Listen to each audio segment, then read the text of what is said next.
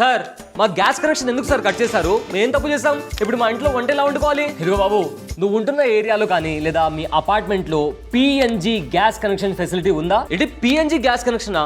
ఉంది. అలా ఉండి కూడా నువ్వు ఇంకా ఎల్పిజి గ్యాస్ కనెక్షన్ వాడుతున్నావా? అవును, ఎల్పిజి గ్యాస్ వాడుతున్నాము. మరి అదే కదా ప్రాబ్లం.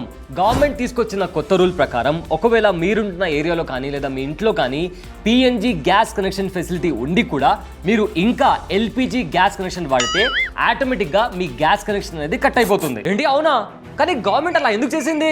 ఏం లేదయ్యా, ఎల్పిజి పైన మన డిపెండెన్సీని తగ్గించడానికి, బ్లాక్ మార్కెట్ ని ట్యాకిల్ చేయడానికి, అండ్ ఆల్సో గ్రామీణ ప్రాంతాల్లో పిఎన్జి కనెక్షన్స్ ఉండవు కదా, సో అలాంటి వాళ్లకు ఇబ్బందులు ఫేస్ అవ్వకుండా ఈ కొత్త రూల్ ని తీసుకొచ్చారు. సో ఈ మంత్ ఎండ్ అయ్యేసరికి ఎవరింట్లో అయితే పిఎన్జి గ్యాస్ కనెక్షన్ ఫెసిలిటీ ఉంటుందో వాళ్ళు ఖచ్చితంగా ఎల్పిజి నుంచి పిఎన్జికి షిఫ్ట్ అవ్వాలి, లేకపోతే మీ గ్యాస్ కనెక్షన్ ఆటోమేటిక్ గా కట్ అవుతుంది. అందుకే మేబీ నీ గ్యాస్ కనెక్షన్ కట్ అయినట్టుంది, ఇమీడియట్ గా వెళ్ళి పిఎన్జికి షిఫ్ట్ అవ్వు. సర్లేండి, ఇవాళే పిఎన్జికి షిఫ్ట్ అవుతా. ఈ యూస్ఫుల్ ఇన్ఫర్మేషన్ ని మీ ఫ్రెండ్స్ అండ్ ఫ్యామిలీకి ఖచ్చితంగా షేర్ చేయండి. ఇలాంటి ఇంట్రెస్టింగ్ అప్డేట్స్ కోసం మన ఛానల్ ని సబ్స్క్రైబ్ చేసుకోండి.